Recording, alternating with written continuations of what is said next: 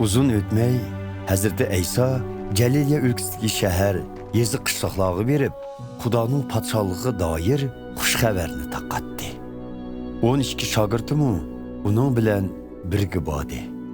Bulardan başqa yana cin və kasallik azoblarından qutqizib saqaytılgan bəzi ayollarmı bo'lib, ularning orasida tenidan 7 cin haydab chiqarilgan Məjdəllik Məryəm, Herod xanning saroy amaldori Xuzaning ayoli Yoanna, Suzana və başqa bir muncha ayollarmı bor idi.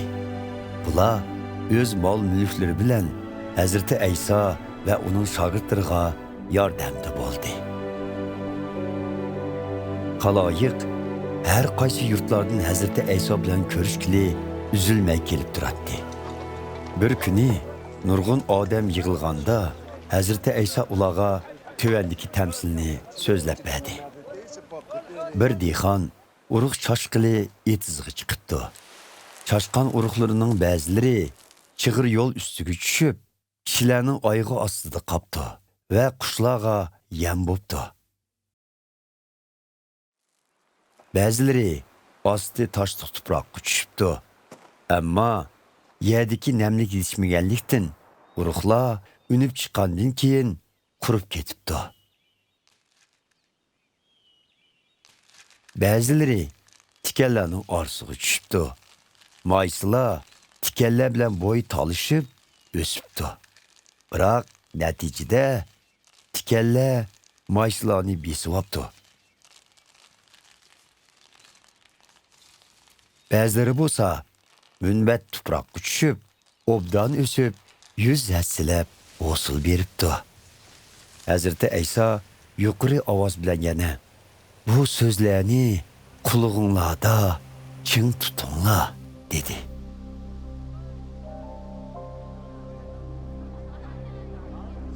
Keyin uning shogirdlari uningdan bu tamsilning ma'nosini so'rdi. Hazreti İsa ularga mundaq dedi: Xudoning podshohligining sirlari sizlarning bilishinglarga berildi. Biroq boshqalarga kesak, ularga tamsillar bilanla tushundirman. Shuning uchun ular so'zimni anglasimi, tushunmaydi. Bu ahvol Yashaya payg'ambarning deganidek bo'ldi. Ular qarisimi, ko'rmaydi, anglasimi, tushunmaydi. Bu tamsilning ma'nosi mundaq: urug' Xudoning so'zidir. Chig'ir yo'ldagi tuproqqa tushgan urug'lar shundoq kishilarga tamsil qilinganki, ular Xudoning so'zini anglasimi, uni qabul qilmaydi.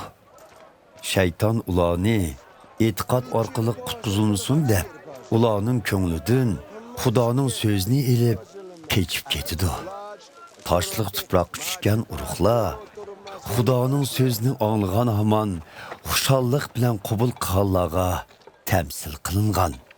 Ular buningga bir mahal ishongan bo'ladi, ammo ularning yiltizi bo'lmaganligi uchun biror mushkullikka yo'liqsalar bardoshlik berolmaydi.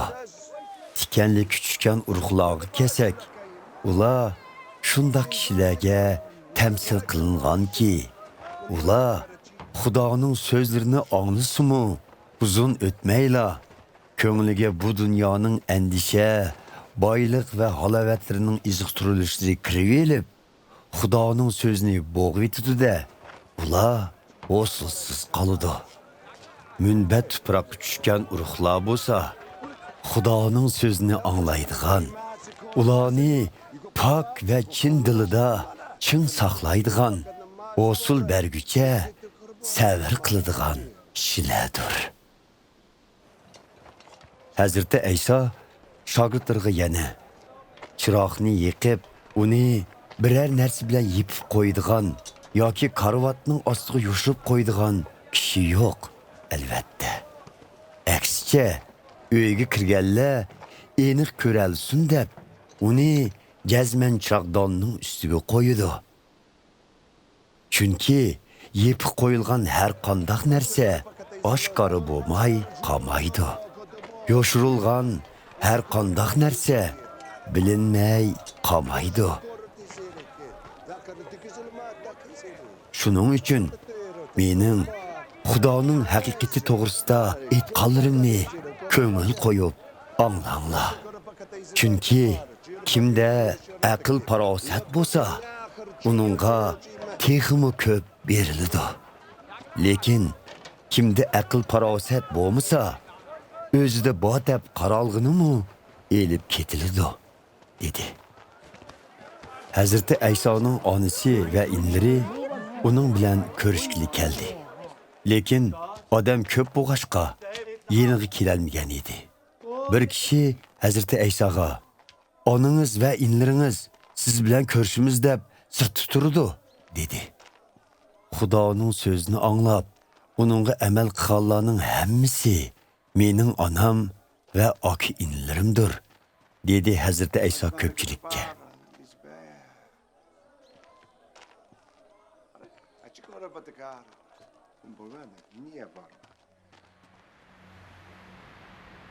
Bir kuni Hazreti Ayso shogirdi bilan birga kemaga tushib, ularga "Ko'lning u qetiga borayli", dedi. Shuning bilan ular yo'lga chiqdi. Kema ketayotganda Hazreti Ayso uxlab qoldi. Ushtum-tut qattiq bo'ron chiqib, kemaga suv to'shib, hammasi intayin xavf ichida qoldi.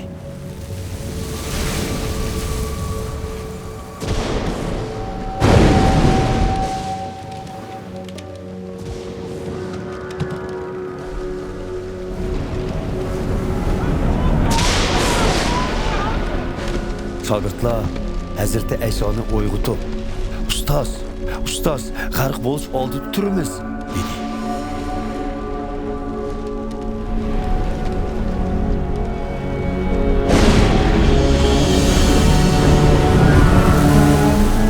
Hazreti Ayso uyg'onib, bo'ron chopqinga buyruq qilgan edi. Bo'ron to'xtab, do'lqin pastlab, hammasi tinchdi.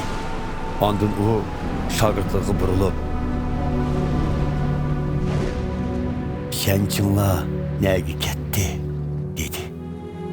Shogirdlar ham hayron bo'lib, ham qo'qishib bir-biriga, "Bu odam zodi kimdi? Buyruq qilsa, hatto bo'ron va do'lqinlarmi uning gapini anglaydi ekan, ha?" deb ketishdi. Hazreti Ayso shogirdlar bilan Jaliliya ko'lning u chetidagi yerostliklar turgan yerga bordi. Hazreti Ayso qirg'oqqa chiqishiga shahardan kelgan jin chaplashgan biri uning oldiga keldi. Bu odam uzundan beri kiyim kiymay, uyda turmay, go'r qilingan o'nkirlarda yashaydi.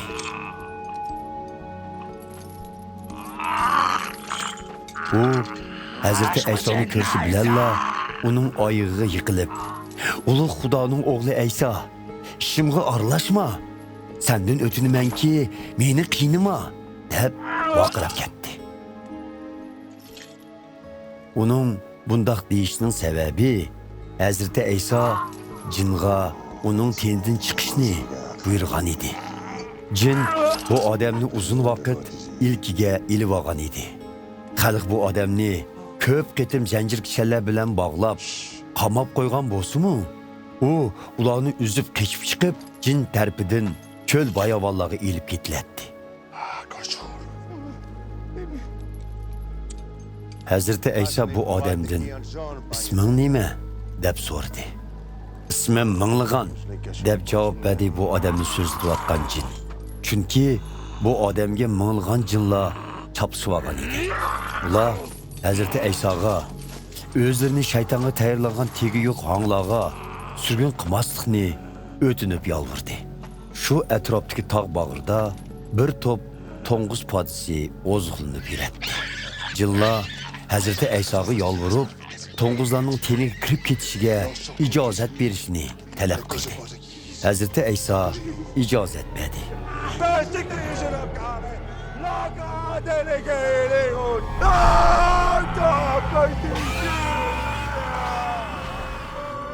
Jinlar yeliki odamning tenidan chiqib, to'ng'izlarga chopishib oldi. Butun to'ng'iz podisi patparoq bo'lib, yugurgan peti yordan tushib, ko'lga g'arq bo'ldi.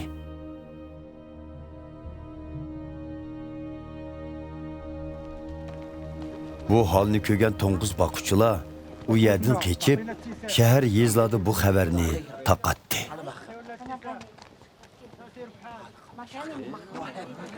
U yerdagi kishilar zodi nima ish bo'lganligini ko'rgili bu yerga kelishdi. Ular Hazreti Aysoning oldiga kelib, tenidan jinlar chiqib ketgan ilqi odamning kiyimlarini kiyib, o'sha joyida holda Hazreti Aysoning oldida o'tirganligini ko'rib, qo'rqib ketishdi. Bu mo'jizani ko'rganlar ilqi kishining soqish jarayonini ko'pchilikka so'zlab berdi.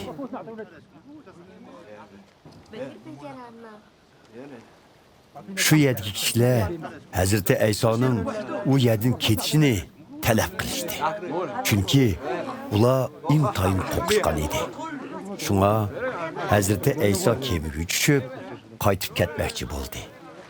Tenidan jinlar chiqib ketgan yilqi kishi Hazreti Aysoga "Menmi siz bilan birga ketay" deb yolvurdi.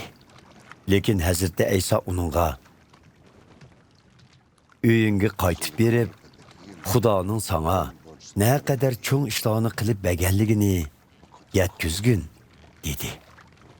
U odam qaytib berib, butun shaharni oralab, Hazreti Ayso o'zi qilib bergan cho'ng ishlarni hammaylanga yetkizdi.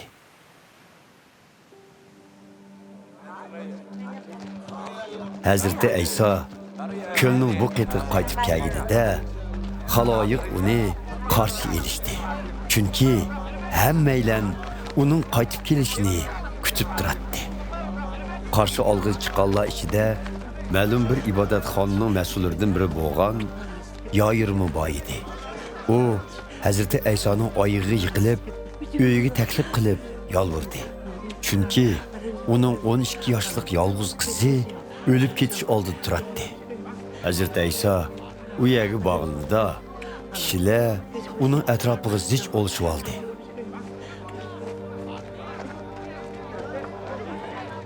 Topning ichida xun tavrash kesib giribdor bo'lganiga 12 yil bo'lgan bir ayolmi bor edi.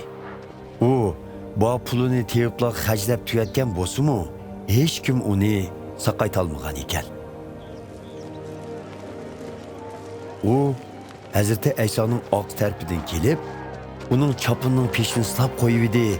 Xun shu an to'xtadi. "Peshimni tutgan kim?" deb so'radi Hazreti Ayso. Ko'pchilik "Tutmadik" deydi. "Ustoz, to'rt atrofingizning hammasi odam. Ular sizni qistab turyapmamdi?" dedi Petrus. Lekin Hazreti Ayso "Yo'q, birsi qasddan peshimni tutdi. Chunki vujudimdan kuch-qudratning chiqib ketganini sezdim" dedi. Yelqi ayol Hazreti Aysoning sezib qolganligini bilib, titirgan holda uning oldiga kelib, oyig'iga yiqildi va ko'pchilikka o'zining Hazreti Aysoning peshini nemishqa tutganligini ham shu an saqayib ketganligini aytdi.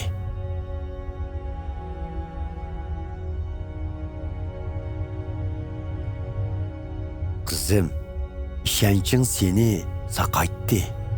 Tinch omon bo'l" dedi Hazreti Ayso uningga.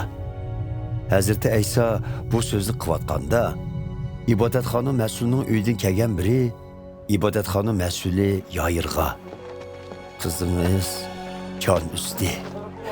Endi ustozni ovora qilmayli" dedi. Buni anglagan Hazreti Ayso Yoyirga "Qo'rqmag'in, menga ishongin. U saqayib ketadi" dedi.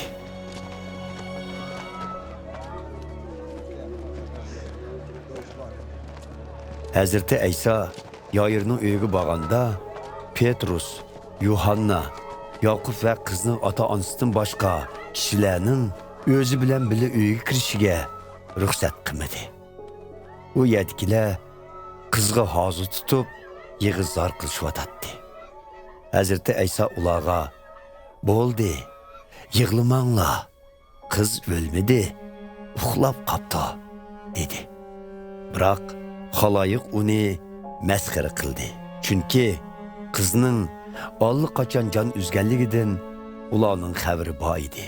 Lekin Hazreti Ayso qizning qo'lidan tortib, "Balam, o'rningdan tur" deb chaqirdi.